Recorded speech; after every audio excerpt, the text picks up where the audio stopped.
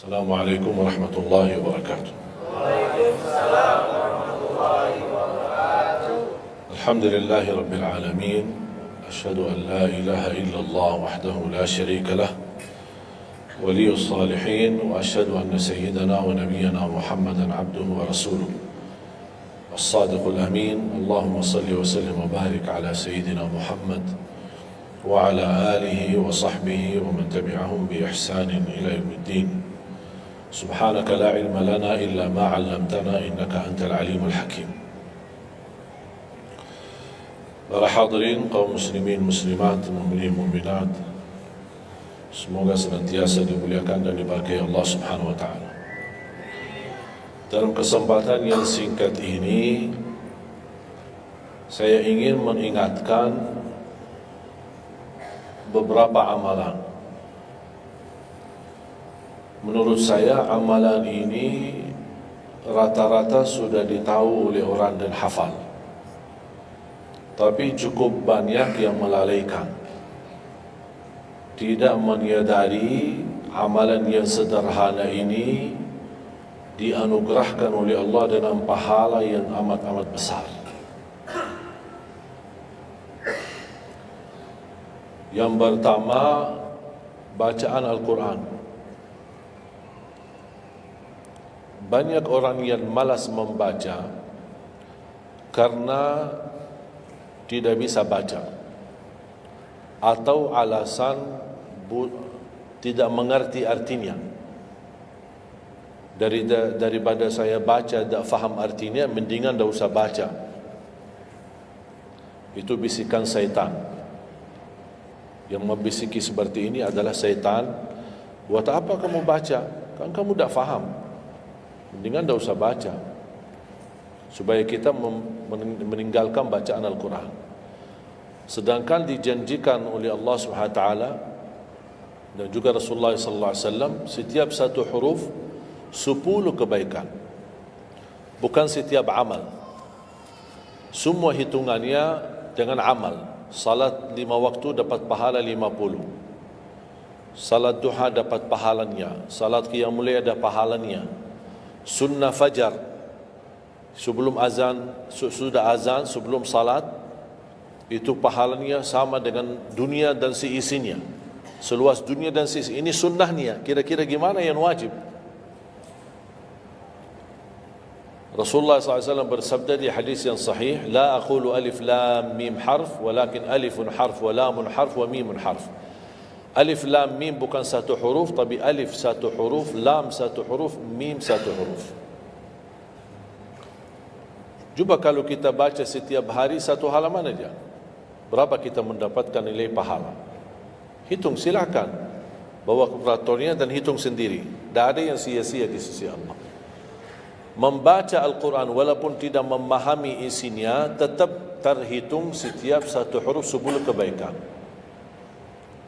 Berarti anda tidak sia-sia membaca Al-Quran walaupun tidak faham. Ada orang membaca tapi berbata-bata. Dia merasa salah bacaannya, keliru. Dia sudah berusaha belajar tapi itu kemampuannya. Didatangi syaitan, dibisikin, salah mulu bacaan kamu. Tak benar bacaan kamu, wakaf tidak ada benar, panjang pendeknya tak benar, apalagi hukum tajwid tak benar. Bisa keliru, bisa dosa. Astaghfirullah, dosa ya. Udah, terima kasih syaitan. Malah dia terima kasih lagi sama syaitan. Dibisikin, didengarin, diterima, langsung dia rubah, tidak baca. Alasannya takut dosa. Padahal ada berita gembira dari Rasulullah SAW, Al-mahiru bil-Qur'ani ma'as safaratil kiramil barara. Yang mahir dalam membaca Al-Quran, nanti di hari kiamat dia bersama malaikat safara kiram barara. Terus ya Rasulullah, gimana keadaan yang berbata-bata itu? Gimana? Walladhi yatata'ta'u fi wa huwa alaihi syaq lahu ajran. Barang siapa yang membaca tapi masih berbata-bata dalam bacaannya, bukan dosa, justru 2 pahala. 1, karena dia mau baca Al-Quran. 2, karena ada berbata-bata, kesulitan dalam membaca. Allah menghargai kesulitan, Allah berikan pahala. Berarti tidak ada rugi sama Al-Quran. Semenjak saya mengambil keputusan tidak memegang HP, saya sadari betapa banyak kita rugi berjam-jam, berhari-hari, berminggu-minggu, bahkan bertahun-tahun kita jauh dari Al-Quran. Aku heran ketika mendengar ada orang yang bisa lewat 1 bulan tapi tidak khatam Al-Quran. 1 bulan, 30 hari, berarti minimal setiap hari 1 juz. Dikali 30 hari 30 juz. Ada orang 1 tahun dah khatam-khatam. Syukur kalau khatam di bulan suci Ramadan 1 kali. Habis Ramadan dia tutup Al-Quran. Mohon maaf, ketemu lagi di tahun depan pas Ramadan lagi. Ini keadaan kita. Makanya orang berkata, negeri kita bermasalah terus, negeri kita politiknya begini, negeri kita selalu ada ini. Perbuatan tangan kita. Di mana kita jauh hubungan kita sama Allah, Allah hantarkan musibah sampai kita sadar memperbaiki hubungan kita sama Allah. Salatnya, Qur'annya, ibadahnya, itu kunci memudahkan dan mengatasi semua masalah. Silahkan rubahkan pemimpinnya berkali-kali, rubahkan aturan negaranya berkali-kali, tidak akan bisa terjadi kebaikan kecuali hubungan kita dari Allah Subhanahu Wa Taala. Semakin baik hubungan kita, semakin dekat Allah yang urus. Tapi kalau kita mengurus sendiri dan kita jauh dari Allah, ya silahkan. Kata Allah, silahkan. Wakaltuhu ila nafsi. Aku tinggalkan dia untuk dirinya sendiri. Dan siapa kira-kira yang bisa mengurusi dirinya kalau bukan bertolongan Allah SWT?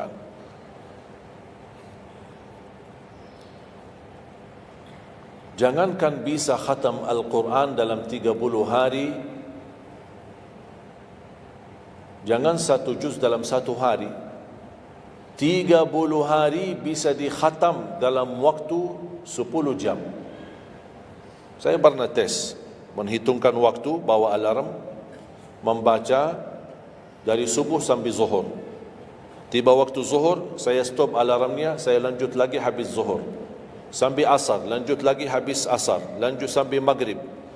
Berapa saya habis khatam 30 juz? Bagi orang yang lancar bacaannya, tidak berbata-bata, bacaannya lancar, hurufnya jelas, tajwidnya bagus, tidak terlalu cepat, standar, sebagaimana bacaan tadi salat Isya, itu namanya standar, hadar, tapi disempurnakan tajwid, tidak boleh cepat dan tidak boleh terlalu lambat. 10 jam mampu khatam 30 juz. Saya punya teman sekolah di Madinah, dia berhasil khatam 30 juz dalam waktu 7 jam 49 menit. Makanya aku heran kalau ada orang berkata 1 bulan, mana bisa ya? Tahu enggak ya, apa yang membuat masalah kita kenapa tidak bisa khatam Al-Quran? Karena suka lihat halaman belakang. Begitu buka, baru mulai Al-Baqarah, Alif, Lam, Mim, Zalikal, buka terus halamannya. Sambil baca kita buka, 600 sekian, kapan habisnya? Hudan lil muttaqin, sadaqallahul azim. Sudah langsung sadaqah, karena sudah merasa berat. Dia menghitung halaman belakang, sedangkan dia baru aja mulai 1 ayat. Dia langsung sadaqallahul azim. Syaitan tidak mungkin dan tidak senang melihat kita sering membaca Al-Quran. Kalau orang dulu susah baca Al-Quran, wajar, karena susah menemukan Quran. Zaman sahabat cari kulit unta untuk tuliskan ayat yang Allah turunkan. Ada potongan ayat di Sayyidina Utsman, ada potongan ayat di Sayyidina Abu Bakar, ada potongan ayat di sana sini. Coba kumpulkan, susah. Makanya semuanya larinya kepada sahabat yang begitu datangnya wahyu, mereka langsung mendengar dari Rasul, langsung bisa hafal. Seperti Sayyidina Ubay bin Ka'ab radhiyallahu an, Zaid bin Thabit radhiyallahu an, Anas bin Malik radhiyallahu an, Uthman bin Affan. Jadi mereka datangin para penghafal Quran. Dah ada mushaf, dah ada Quran, dah ada HP, bisa download Al-Quran 30 juz. Gimana? Tapi mereka tidak pernah tinggalkan Al-Quran. Bahkan ada di antara sahabat yang setiap malam tahajudnya khatam 30 juz dalam 1 tahajud. Cuba bayangkan, kira-kira alasan kita apa? Quran sudah di mana-mana, dalam segala terjemahan, warna-warni, tajwid, semua ada. yang bagus, yang besar. Maaf, mata saya ada yang besar, ada segede meja ini, ada. Susah menemukan. Alhamdulillah HP bisa sekarang isinya 30 juz, bisa dibawa kemana-mana, tak usah pusing mencari Al-Quran. Semua kemudahan, semestinya kita mampu mengalahkan sahabat Rasul, karena kita semua fasilitas ada.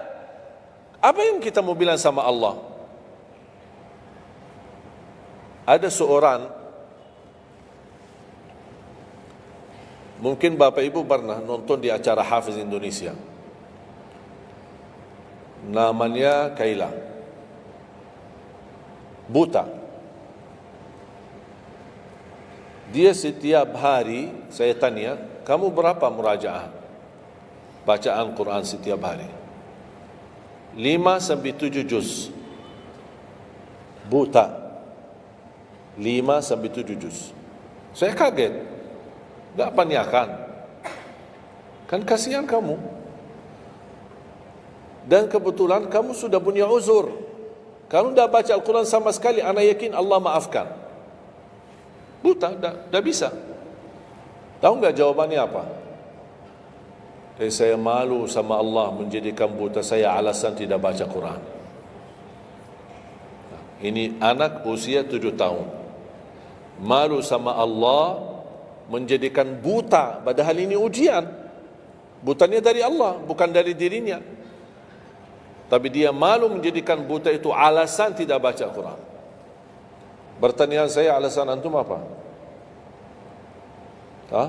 Apa alasan? Sibuk,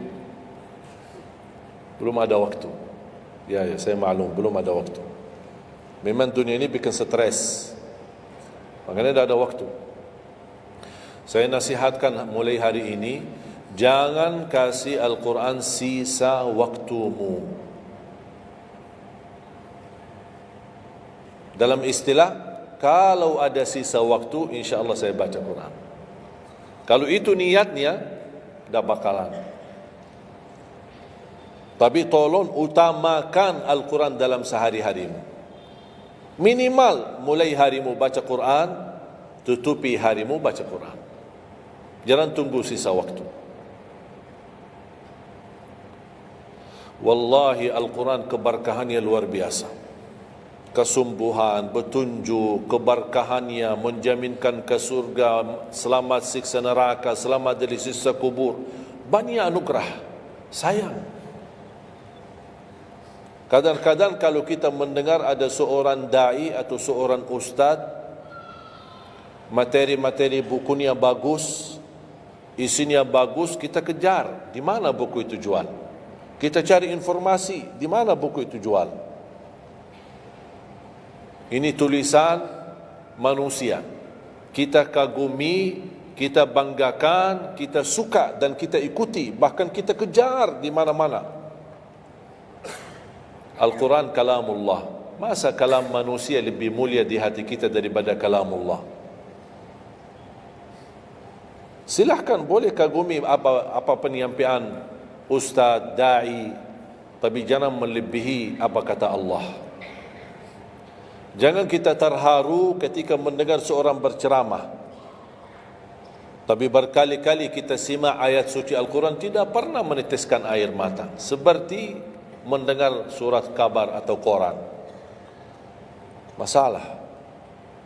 Ternyata ucapan manusia lebih menyentuh hati. Padahal kata Allah, kalau Al-Quran diturunkan di atas gunung bisa hancur jadi tanah basir. Kembali lagi, jangan lewat 1 hari belum baca Quran. Tidak bisa baca, masih bisa simak, dengar. Setelkan murattal dari HP-mu. Manfaatkan kondisi macet di Jakarta. Manfaatkan. Lagi naik motor, taruh apa ruginya? Ruginya apa? Simpan handsfree di telinga, ya sambil bawa motor. Dengarin ayat suci Al-Quran. Nikmat, berkah, dalam lindungan Allah, disertai malaikat. Apa ruginya? 1 jam di dalam perjalanan, tidak ada rugi. Terhitung memang umur kita, tapi sudah diisi mendengar Al-Quran. Juga banyak waktu. Nikmat. Kalau saya merasa kesibukan mengganggu sampai tidak ada luang waktu cukup untuk saya bisa baca tilawah di rumah, saya menikmati di jalan. Apalagi kalau mau pergi ke acara, apalagi kalau keluar kota, berjalan lumayan jauh, nikmat. Ya Allah, mudah-mudahan macet terus. Nikmat. Macet ini menjadi nikmat. Dah fikir macetnya kerana lagi melihat Al-Quran. Beda sama orang, hanya sepanjang berjalan cat HP, HP. Merasa bosan. Sudah semua cat sudah dilewati, semua SMS sudah dibalas, semua pesan-pesan sudah dibaca. Akhirnya bosan. Macet mulu ini Jakarta. Nanti temannya di sebelah, kalau bukan macet, bukan Jakarta loh. Itu habis waktu, sia-sia. Padahal Al-Quran ini kita baca tidak mesti dalam keadaan wudu. Apalagi kita dalam perjalanan, kita naik motor atau naik mobil, kita bisa dengan handphone kita, HP kita. Ada orang terus, gimana saya membawa Al-Quran terus saya tidak berwudu? Kan kamu menyentuh HP, bukan menyentuh Al-Quran. Bersentuhan dengan HP. Jadi saya harap sekali lagi mohon dengan sangat, kalau boleh terima permohonan saya, tolong tinggikan perhatianmu kepada Al-Quran. Ingin berkah rezeki, berkah umur, sihat wal afiat, bahagia selamat dunia akhirat, tolong perhatikan Al-Quran. Semakin banyak perhatian kamu kepada Al-Quran, semakin banyak perhatian Allah kepadamu. Terserah kamu milih. Mau dapat perhatian dari Allah cuma 1 jam, ya udah 1 jam aja baca Quran. Mau perhatian dari Allah selalu, udah selalu bersama Al-Quran. Karena ini Al-Quran kalamullah, bukan makhluk, bukan diciptakan, diturunkan. Kalamullah, ucapan Allah Subhanahu wa taala. Masa kita tidak tertarik? Cukup karena ini kalamullah, itu sudah cukup membuat kita tertarik. Masa kalam manusia lebih kita tertarik daripada kalamullah? Belum apalagi dijanjikan setiap satu huruf 10 kebaikan.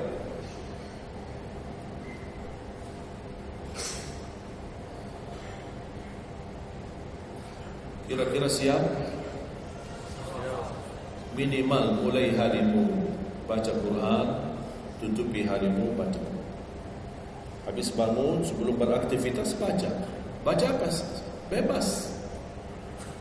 Boleh tak saya baca sampai khatam tapi saya tak faham isinya? Boleh. Tetap dapat pahala setiap satu huruf sebelum. Baca sampai mempelajari isi maknanya, memahami maknanya, lebih besar lagi pahalanya. Membaca, memahami, menhayati lagi, lebih besar lagi pahalanya. Membaca, memahami, menhayati, menamalkan, lebih besar lagi. Kalau tidak bisa meraih semua pahala itu, ya paling minimal pahala bacaan. Kalau saya tidak dapat meraih pahala menhayati, pahala memahami, pahala menamalkan, apalagi saya orang awam tidak begitu mengerti apa yang semestinya saya amalkan, la yukallifullahu nafsan illa wus'aha. Amalkan sesuai kemampuan. Ada pelajaran ayat yang dibacakan tadi, kita bisa ambil maknanya, kita mengambil kesimpulannya. Jangan kita menjadi seperti golongan yang datang hari kiamat malah minta tolong diselamatkan oleh Allah dari neraka. Kalau di hari kiamat tidak bisa saling menolong, tidak bisa. Sekarang kita masih bisa saling membantu dan saling menolong. Dan di antaranya menolong diri sendiri. Jangan menunggu di hari kiamat. Jangan kita bisa menolong, tolong menolong. Di hari kiamat orang tua tidak bisa menolong anaknya. Anaknya pun larikan diri daripada orang tua. Tak ada yang mau kenal. Cuba baca akhir surat Abasa. Yauma yafirrul mar'u min akhihi. Di hari itu kakak adik melarikan dirinya dari saudaranya. Wa ummihi wa abi, melarikan diri pada bapaknya dan ibunya. Biasanya kalau kita ketemu orang tua kita senang. bertemu, mohon doanya. Apalagi yang orang-orang yang tinggi berbakti baik sama orang tuanya, kalau di hari kiamat mau sendiri-sendiri. Jangan kita yang melarikan diri sendiri. Para nabi dan rasul semuanya doanya salim salim, ya Allah selamatkan, ya Allah selamatkan. Ini nabi, kira-kira kita gimana? Yauma yafirru al-mar'u min akhihi wa ummihi wa abihi wa sahibatihi wa bani. Sampai dari istrinya pun dia melarikan diri. Mohon maaf, sendiri-sendiri. Saya tidak bisa tolong kamu. Jangankan kita sama istri kita atau sama anak-anak kita. Rasulullah sallallahu alaihi wasallam pernah berkata sama Siti Fatimah, anaknya Nabi Muhammad, "Ittaqillah fa inni wallahi la ughni anki min Allahi syai'a." Hei anakku Fatimah, bertakwalah kepada Allah, karena aku tidak bisa membantu kamu nanti di kemudian hari. Sendiri-sendiri. Salim salim. Selamatkan ya Allah. Ini kesempatan. Sebelum kita menjadi na'udzubillah salah alamat daripada ke surga menjadi ke neraka, kita sekarang perbaiki kemana arahan kita, kemana jalan kita. Kita yang milih, tidak ada yang memaksa. Taat, Allah hanya menyuruh kita taat, tapi Allah tidak pernah maksa. Kira-kira kalau tidak salat dapat pukulan? Dapat pukulan? Ada yang memukul kita? Ada yang melemparkan kita dalam batu sampai bata kepala kita? Ada? Tidak ada. Taat, Allah menyuruh taat, tapi Allah tidak pernah maksa. Sama juga syaitan, menyuruh kita dosa maksiat, tapi syaitan tidak pernah maksa kita. Sebagaimana ayat tadi dibacakan, ayat surah Ibrahim ayat 22, syaitan berkata, aku tidak punya kuasa di atas kalian, tapi aku hanya menyuruh kalian terlalu cepat taati. Kata syaitan, terlalu cepat respon, aku hanya menyuruh. Da'autukum fastajabtum li. Makanya sekarang jangan melialahkan, saya tidak bisa bantu kalian dan kalian pun tidak bisa bantu aku. Kita dua-duanya dijerumuskan dalam neraka, na'udzubillah min dzalik.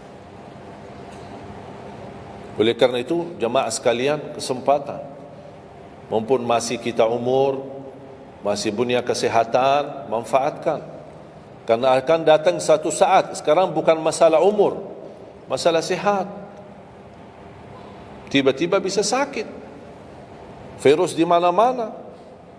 Kemarin saya punya saudara saya baik-baik aja, tidur bangun sakit,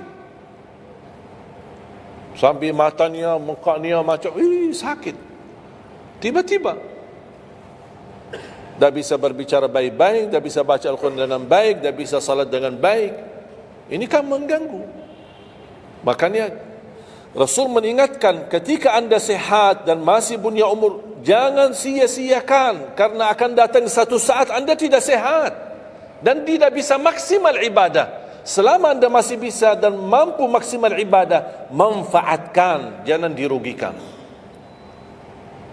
Akan datang satu saat anda tidak bisa.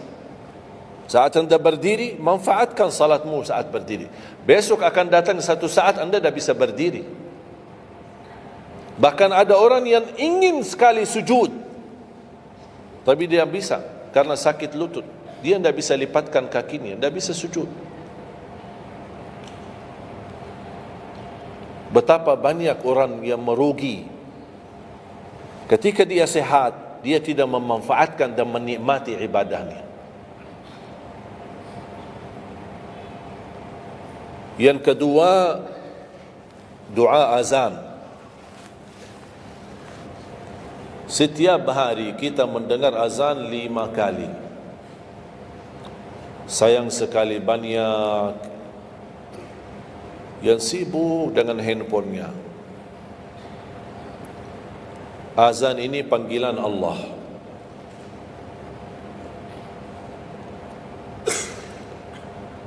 Barang siapa, kata Rasulullah SAW, mengikuti perkataan muazzin,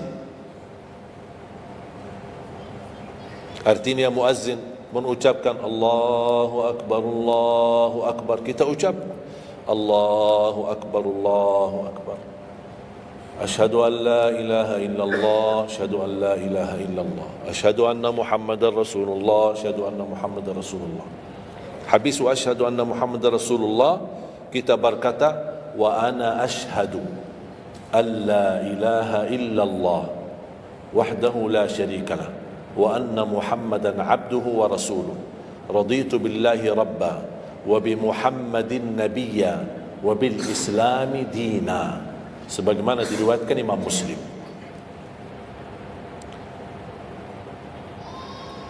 Hayya 'alas salah, kita jawab la haula wala quwwata illa billah. Apa hikmahnya di sini la haula wala quwwata illa billah? Ya Allah, kami tidak punya daya dan kekuatan untuk menghadiri panggilan-Mu kecuali dengan pertolongan-Mu ya Allah. Karena hayya 'alas salah butuh gerak. Bergerak, datang. Hayya 'alas salah, panggilan, hey, mari salat. Ya Allah, la haula wala quwwata illa billah. Ya Allah, kami tidak punya kemampuan menghadapi godaan dunia, menghadapi hawa nafsunya, menghadapi malas kecuali dengan kekuatan-Mu ya Allah. La haula wala quwwata illa billah. Meraih kemenangan, meraih kemuliaan, hayya 'alal falah. Ya Allah, kami tidak mampu meraih kemuliaan itu kecuali dengan kekuatan dan izin-Mu ya Allah. Allahu Akbar, kita ucapkan Allahu Akbar, Allahu Akbar. La ilaha illallah, kita ucapkan la ilaha illallah. Habis itu apa? Apa kata Rasulullah SAW di hadis yang diriwayatkan Imam Bukhari? Thumma salla alayya, selepas itu dia bersalawat kepada Nabi Muhammad. Allahumma salli ala Muhammad wa ala ali Muhammad. Bagi Sayyiduna boleh, tidak bagi Sayyiduna boleh. Selepas itu doa, Allahumma rabb hadhihi ad-da'wati at-tammah was-salati al-qa'imah ati Muhammadan al-wasilata wal-fadilah wab'athhu maqaman mahmudan alladhi wa'adta. Ini ucapan yang saya sampaikan di Sahih Bukhari. Ada riwayat-riwayat yang lain, Allahumma rabb hadhihi ad-da'wati at-tammah was-salati al-qa'imah ati sayyidina Muhammadan al-wasilata wal-fadilata wad-darajata al-'aliyata ar-rafi'ata min al-jannah wab'athhu maqaman mahmudan alladhi wa'adta innaka la tukhliful mi'ad. Innaka la tukhliful mi'ad. Tambahannya diriwayat Imam An-Nasai dan semuanya sahih. Mau milih mana yang anda hafal, mana anda biasakan, silakan. Mau ambil hadis yang diriwayatkan Imam Bukhari boleh, mau ambil yang diriwayat Imam Nasai boleh. Asal jangan sampai begitu dengar azan tidak mengikuti muazzin dan sia-siakan doa itu. Padahal doa sederhana. Siapa yang tidak hafal? Setiap ditayangkan azan di TV selalu dibacakan Allahumma rabb hadhihi ad-da'wati at-tammah was-salatil qa'imah. Saya pernah tanya guru saya, seandainya ketika saya mendengar azan tapi terlalai dengan kesibukan atau telefon mendadak atau apalah urusan, baru saya menyadari ketika muazzin sampai ke hayya 'alas salah, saya belum mengikuti dari awal. Gimana caranya biar saya tidak rugi dalam pahala? Kata guru saya, ulang sendiri dari awal. Allahu Akbar, Allahu Akbar, Allahu Akbar, Allahu Akbar. Asyhadu an la ilaha illallah, asyhadu an la ilaha illallah, asyhadu anna Muhammadar Rasulullah. Sampai mendapat mengikuti muazzin dalam sisa azannya. Begitu selesai baca doa yang saya tadi sampaikan. Apa kata Rasulullah? Barang siapa yang mengamalkan ini, faqad hullat lahu syafa'ati yaumal qiyamah, dijamin dapat syafaatku. 5 kali kesempatan tertulis nama kita, jaminan dapat syafaat Nabi Muhammad, tapi kita sia-siakan. Siapa yang tidak mau syafaat Nabi Muhammad? Ini kesempatan. Jangan tunggu hari kiamat baru saya minta, ya Rasulullah tolong syafaatkan. Ini Rasul sudah menawarkan ini sekarang. Mau enggak dapat syafaatku? Ikuti muazzin dan baca doa azan, kemudian dapat syafaatku. Berapa minit? Tak sampai 2 minit. Ikuti muazzin, selesai azan, doanya tak sampai 2 minit.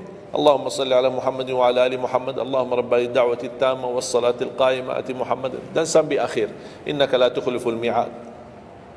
Berapa lama? 2 minit? 3 minit? Tak apa-apa, 5 minit. Tapi dapat jaminan syafaat Nabi Muhammad. Hanya waktunya cuma 5 minit. Kira-kira siap? Mulai hari ini? Menurut saya, yang saya sampaikan wallahi sederhana. Sangat sederhana. Tapi butuh perhatian aja. Butuh perhatian. Yang ketiga, jangan tinggalkan sunnah qabliyah subuh. Walaupun anda malas menjaga sunnah qabliyah ba'diyah. Kalau anda merasa diri malas, banyak kan ada sunnah qabliyah ba'diyah. Kan ada sunnah qabliyah zuhur, ba'diyah zuhur, ada qabliyah ba'diyah maghrib, ba'diyah isya, qabliyah subuh. Kalau anda merasa malas melaksanakan sunnah-sunnah, minimal jangan tinggalkan sunnah subuh. Pahalanya lebih besar daripada dunia dan seisinya. Walaupun anda telat bangun, sudah kesiangan, tetap wajib ambil air wudu, laksanakan sunnahnya, baru salat subuhnya. Walaupun anda bangun jam 11 siang. Tetap banyak orang karena ketiduran dan terlewat waktunya, dia tidak salat subuh. Terus ini hutang, wajib bayar. Dan tidak bisa besok ganti subuh 2 kali. Tidak ada di dalam agama. Subuh, ya udah, ya Allah, nawaitu salat subuh yang kemarin karena saya ketiduran lillahi ta'ala. Sudah bisa. Apa kata? Ini bukan, mohon maaf, ini bukan kata saya. Supaya orang jangan, ini pendapat baru. Bukan kata saya, tapi kata Rasulullah SAW. Bukan kata Majlis Ulama Indonesia, bukan kata saya, bukan kata siapa-siapa. Kata Rasulullah sallallahu alaihi wasallam di hadis yang sahih, "Man nama an salatin aw nasiyaha falyusalliha mata dzakaraha, la kaffarata laha illa dzalik." Ya Allah, terima kasih ya Rasulullah. Sepertinya Rasul sudah diberitahu umatnya bakal ketiduran banyak dari salat. Maka dia sudah diberikan solusi.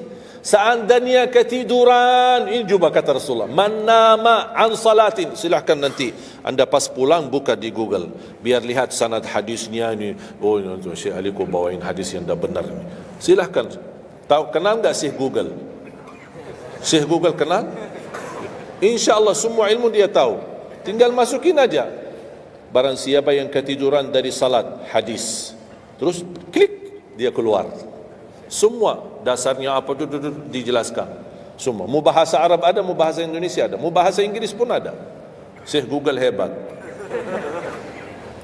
Man nama an salatin aw nasiyaha falyusalliha mata dzakaraha la kafarata lahu illa dzalik. Barang siapa yang ketiduran, coba ketiduran.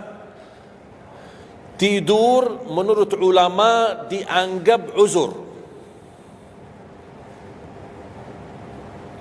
Pernah istri saya ketika saya keluar kota, dia hubungi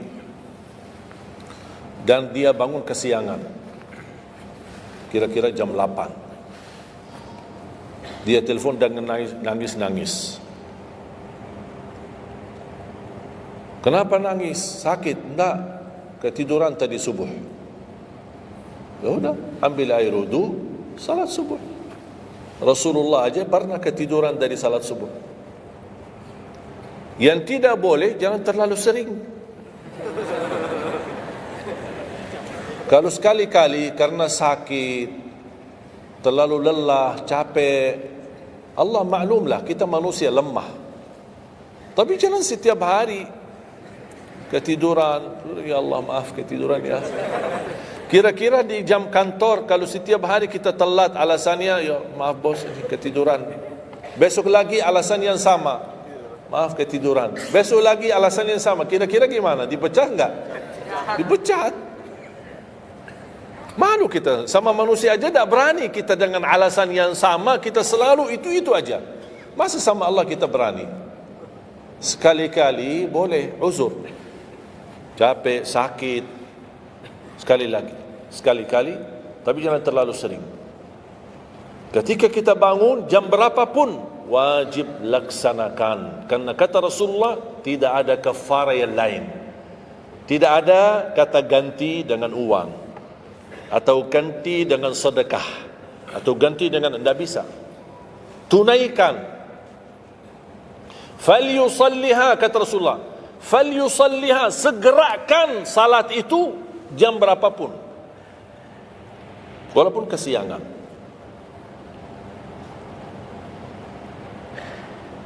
Jelas? Seringnya ketiduran ya? Uzur. Saya juga berapa kali ketiduran.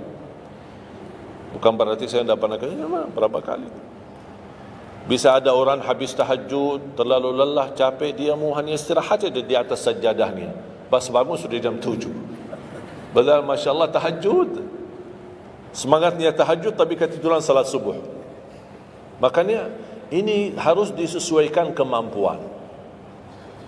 Anda merasa diri kalau salat tahajud 8 rakaat, bangun jam 2, ya Allah kuat, tidak kuat ini. Kembali kepada kemampuan. Tahajud tidak harus 8 rakaat.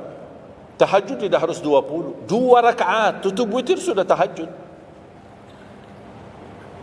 Dan tahajud pun salat malam tidak harus tidur dulu. Ada orang, harus tidur walaupun tutup mata sebentar terus buka lagi. Ini ilmu baru di Indonesia ini. Saya pernah share satu video, ada satu komen dari jamaah, enggak, saya belajar harus tidur dulu walaupun tutup mata sebentar terus buka lagi. Kembali kepada kemampuan. Ada yang biasa tidur, bangun tengah malam, sepertiga akhir, itu lebih afdal. Tapi ada yang tahu dirinya, kalau saya tidur mana bisa bangun. Udah, mendingan daripada tidak ada tahajud malam itu, mendingan kita salat. Dan ini bukan kata saya, dan bukan kata ulama, tapi kata Rasulullah sallallahu alaihi wasallam. Sebagaimana di hadis yang sahih kata Abu Hurairah radhiyallahu an, pernah Rasulullah menwasiatkan aku jaga witir sebelum tidur. Berarti Rasul mengizinkan kita melaksanakan ibadah salat malam, di antaranya witir sebelum tidur. Umar bin Khattab radhiyallahu anhu punya kebiasaan witir sebelum tidur. Ditanya, kenapa witir sebelum tidur? Dia kata, saya takut meninggal dunia dalam keadaan tidur, belum tertulis nama saya sebagai ahli witir. Saya punya kebiasaan, habis pulang ke rumah, sebelum tidur ambil air wudu, salat 2 rakaat sunnah wudu, kemudian salat 2 rakaat muqaddimah witir, kemudian 1 rakaat witir, baru saya tidur. Kalau dapat bangun lagi, alhamdulillah bisa tahajud, tapi tidak boleh witir lagi karena sudah witir duluan. Sudah faham? Sederhana enggak Islam ini? Sederhana. Banyak orang yang berkeinginan tahajud, berkeinginan salat witir, tapi kan harus tidur. Saya orang yang berat tidur. Kalau saya tidur mana bangun lagi? Udah, kesempatan bisa anda laksanakan sebelum tidur. Ada orang yang memang tidurnya aja akhir, jam 12, jam 1 baru dia bisa tidur. Ya mendingan daripada tidak salat malam sama sekali, mendingan salat dulu baru tidur. Dapat bangun, alhamdulillah. Tidak dapat bangun, sudah tertulis namamu, sudah salat, sudah ahli witir. Innallaha witir, yuhibbul witir, fa'autiru. Allah maha witir, Allah maha witir, Allah cinta witir, jagalah witir. Dan ini termasuk 2 sunnah yang Rasul tidak pernah tinggalkan, sunnah subuh sama sunnah witir. Sakit, sehat, mukim, di dalam kota, musafir, keluar kota, perang, aman, damai, tetap tidak pernah tinggalkan 2 sunnah itu, sunnah subuh sama sunnah witir. Itu kebiasaan Rasulullah SAW. Kalau anda merasa pun sakit, tidak bisa berdiri, tidak bisa qiyam, bisa anda laksanakan witir dalam kondisi duduk. Yang terakhir, ayat Al-Kursi.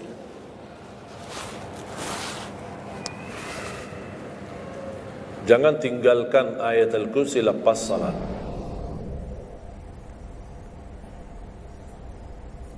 Jangan tinggalkan ayat kursi lepas salat. Salat wajib. Sama ketika mau tidur. Cuma 1 ayat. Tapi tahu enggak pahalanya apa? Kan habis salat kan ada zikir-zikir kan? Istighfar, tasbih dan yang lain-lain. Di antaranya baca ayat kursi. Tahu enggak pahalanya apa? Ada yang pernah baca pahalanya apa? Barang siapa yang membaca ayat Al-Kursi setiap habis salat fardu,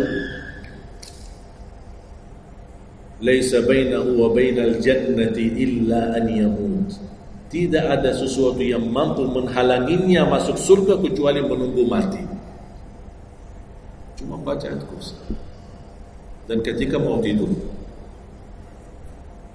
lagi buru-buru, ada meeting, ada rapat, ada urusan mendadak, habis salat, astaghfirullah, astaghfirullah, astaghfirullah, Allahumma antas salam wa minkas salam, sampai selesai, langsung baca ayat kursi. Terus subhanallah itu yang lain-lain gimana? Dapat apa sambil jalan? Naik motor, subhanallah, subhanallah, subhanallah, subhanallah, sambil jalan. Subhanallah, ada riwayat 33, ada riwayat 25, ada riwayat 10, minimal 10. Subhanallah 10 kali, Alhamdulillah 10 kali, Allahu Akbar 10 kali. Itu yang paling sederhana. Saya bagikan ini, biasanya kalau saya isi di kementerian atau di pejabat, saya kasih zikir-zikir begitu. Pak, subhanallah cuma 10 kali. Biasanya kita tahu 33, lah ini khusus buat pejabat. Yang penting zikir, supaya jangan tinggalkan. Zikir. Banyak orang sibuk, mendadak ada urusan, udah zikir, subhanallah cuma 10 kali. Subhanallah 10 kali, Alhamdulillah 10 kali, Allahu Akbar 10 kali. Itu paling cepat. Subhanallah. Ternyata di dalam agama ada yang juga hemat. Hemat sederhana tapi pahalanya tetap besar dan dikurangi. Tidak ada pahala yang hemat. Semuanya pahala sempurna, semuanya pahala agung, sempurna dan luar biasa dahsyat balasan Allah Subhanahu wa taala. Makanya jangan disia-siakan. Yang sederhana ini, makanya saya buat buku 20 amalan ringan tapi pahalanya sangat menakjubkan. Karena selama saya di Indonesia, saya sudah tahu prinsip orang Indonesia. Orang Indonesia tidak suka yang ribet-ribet. Yang ribet-ribet tidak suka. Yang susah-susah tidak suka. Orang Indonesia mau mudah yang ingat, mudah dihafal, mudah diamalkan dan masuk surga. Itu orang Indonesia. Ya, jadi yang susah-susah, iya gimana ini suruh baca 1000 kali, mana ada waktu 1000 kali. Baca aja sudah 100 kali udah ngantuk. Saya kasih yang sederhana. Kenapa saya kasih? Karena kemampuan beda-beda. Ada yang tekadnya tinggi, kemampuannya luar biasa dahsyat, bisa ribuan kali dia berzikir, dia silakan. Tidak ada yang melarang kita berzikir, bebas berapapun. Tapi ada yang malas. Udah. Jadi alhamdulillah di dalam ajaran Islam kita ada malas ya ini malas. Makanya saya bikin 20 amalan dan ini buku 20 amalan ringan. Pahalanya sangat menakjubkan. Pahalanya sangat besar walaupun amalannya ringan, mudah, sederhana. Dan buku ini hanya laku di Indonesia, tidak laku di Arab.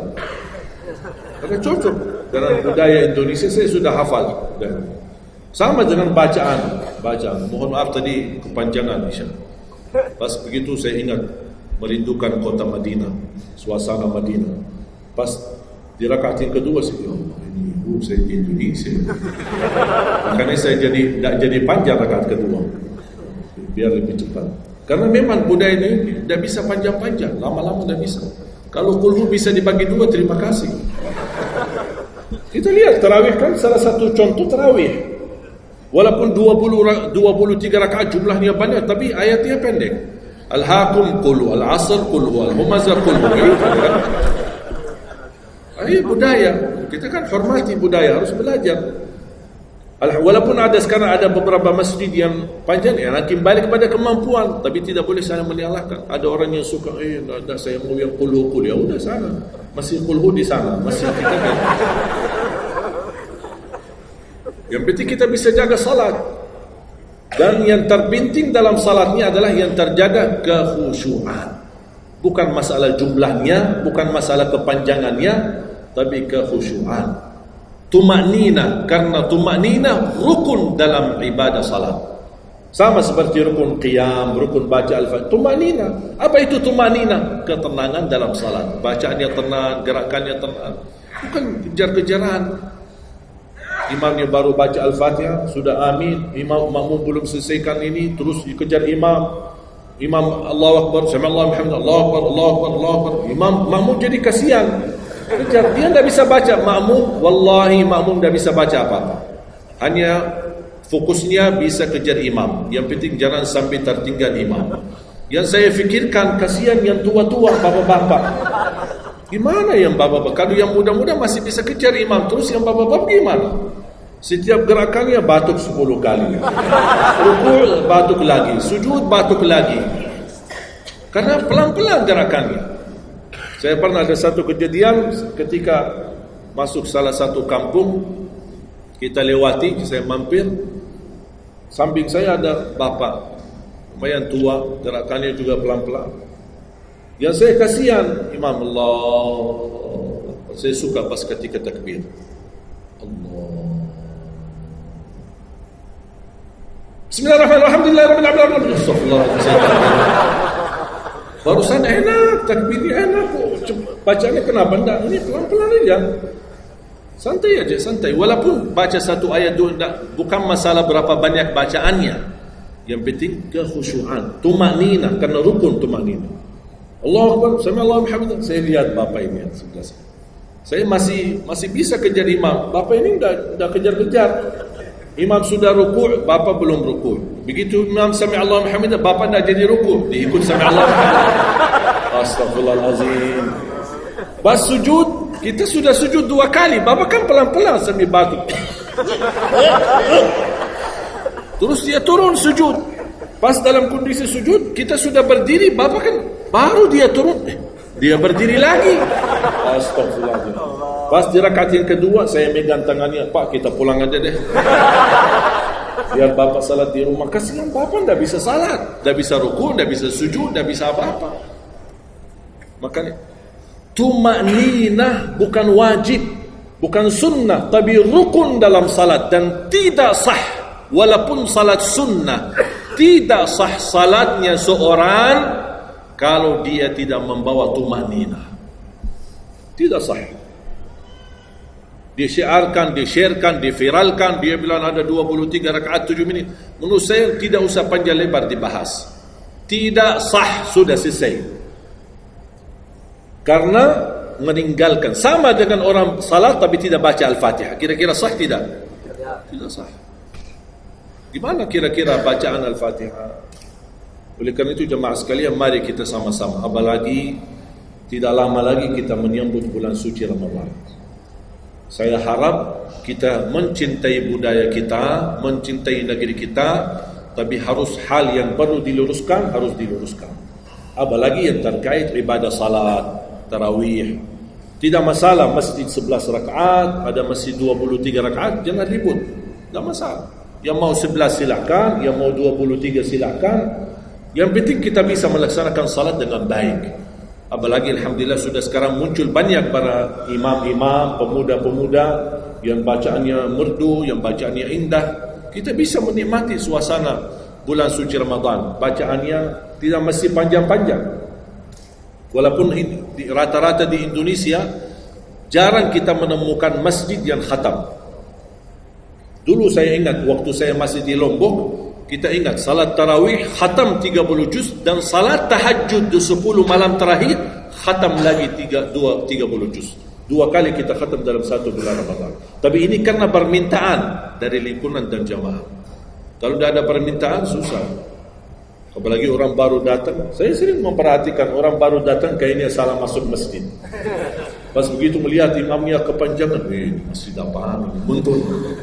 Mundur ke belakang. Bahkan saya pas ketika lihat ada makmum mundur, saya baru masuk. Bapak mau kemana? Mau ambil wudu lagi. Pas habis salat saya tarik kanan kiri, tidak ada. Ternyata ambil wudu di rumahnya. Jadi karena tidak semua bisa, makanya tidak boleh kita saling menyalahkan, tapi kita harus saling mengingatkan. Saling mengingatkan. Mari kita sama-sama menjaga ibadah yang benar. Mari kita sama-sama menjaga ibadah yang khusyuk, ibadah yang tumakninah. Mudah-mudahan amalan-amalan yang saya sampaikan tadi, mudah-mudahan bisa diingat, bisa dihafal dan mudah diamalkan. Masih ingat kan? Atau perlu saya ulang?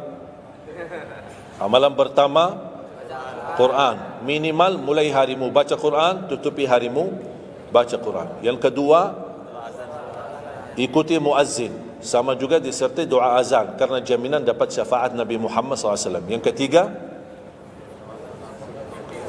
jangan tinggalkan qabliyah subuh sesudah azan. Walaupun anda bangun telat, melaksanakan salat subuhnya tetap didahulukan dengan salat sunnahnya. Terus yang keempat, Witir.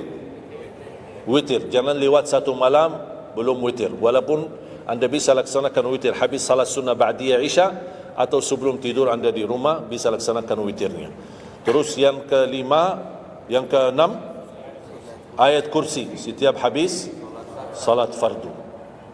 Mudah-mudahan insya-Allah amalan ini yang sederhana mudah-mudahan bisa kita jaga. Walaupun sederhana tapi saya yakin akan membantu menjadikan banyak perubahan dalam kehidupan kita. Akan bertambah keberkahan, ketenangan. Kita akan merasa jauh lebih sejuk, bahkan jauh lebih nikmat untuk kita beribadah. Baru saya ingat satu hal, sedekah. Kalau bisa, sedekah subuh. Pengalaman saya dari semua pelajaran yang saya pelajari, saya menemukan sedekah semua waktu baik. Jumat, waktu majlis ilmu, habis majlis ilmu, semua sedekah itu baik.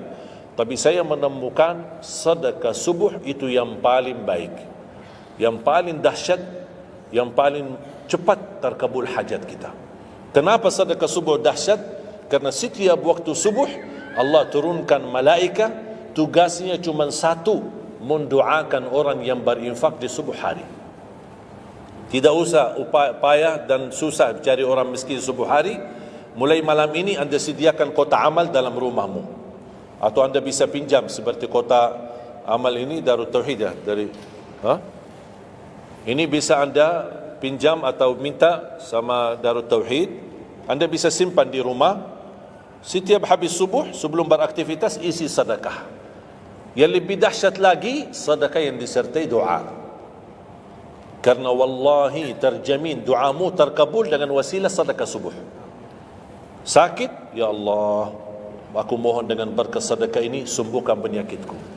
Kalau orang tua yang sakit, doakan orang tua. Ya Allah, dengan berkat sedekah subuh ini sembuhkan orang tua saya. Mencari jodoh, mencari kerjaan, apapun masalah yang anda hadapi, masalah hutang, masalah apapun. Orang tua sudah meninggal, ya Allah aku mohon dengan berkat sedekah ini titipkan pahala sedekah ini untuk kedua orang tuaku. Apa saja, mau hafal Al-Quran, tapi kalau boleh saya usulkan, satu kali sedekah fokus satu hajat. Jangan sedekahnya koin tapi doanya sambil terbit matahari. Malu sama Allah. Kelamaan doanya, sambil malaikat tulis doanya, kelamaan. Banyak sekali doa. Satu kali doa, satu kali hajat, satu kali sedekah. Sesuaikan. Bukan Allah tidak bisa, Allah maha bisa menolong kita, tapi kita malu. Masa kita sedekah begitu saja tapi kita minta panjang lebar. Ya, tolong disesuaikan. Tapi rutin, wallahi dahsyat. Antum insyaAllah akan merasakan sedekah subuh, subhanallah. Setiap jamaah yang saya sampaikan, termasuk ada keluarga yang sudah lama menikah, tidak punya keturunan, saya memberikan amalan ini. Suami istri masing-masing mengamalkan, isi sedekahnya, ya Allah aku mohon dengan berkat sedekah ini karunialah kepada kami keturunan. 17 tahun mereka tidak punya keturunan. Alhamdulillah 6 bulan kemudian saya dapat berita gembira dari mereka, kabar baik, alhamdulillah istrinya positif hamil. Sedekah subuh luar biasa dahsyatnya. Sedikit tapi rutin. Sampai insya-Allah kita dipanggil oleh Allah, mudah-mudahan dalam keadaan husnul khatimah. Allahumma ighfir lana wa liwalidina wa li jami'il muslimina wal muslimat wal mu'minina wal mu'minat al ahya'i minhum wal amwat.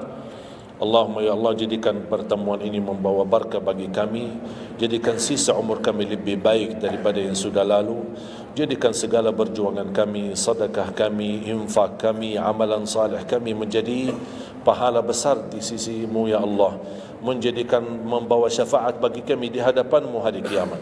Akhiri hayat kami dengan husnul khatimah. Ampuni dosa kami, ampuni kedua orang tua kami. Ya Allah, aku mohon untuk semua jamaah yang hadir, selepas majlis ini masing-masing pulang sudah diampuni segala dosanya, disucikan hatinya, dibersihkan jiwanya, diselamatkan setiap langkah-langkahnya. Jadikan kami semua penghafal Al-Quran, berakhlak-akhlakul Quran, menjadi ahlul Quran, pencinta Al-Quran, dan di hari kiamat mendapatkan syafaatnya Al-Quran. Birahmatika ya arhamar rahimin. Rabbana atina fid dunya hasanah wa fil akhirati hasanah wa qina adzaban nar. Wa sallallahu ala sayyidina nabiyina Muhammad wa ala alihi wa sahbihi wa baraka wa sallam. Walhamdulillahi rabbil alamin. Akhirul kalam, subhanakallahumma bihamdika asyhadu an la ilaha illa anta astaghfiruka wa atubu ilaik.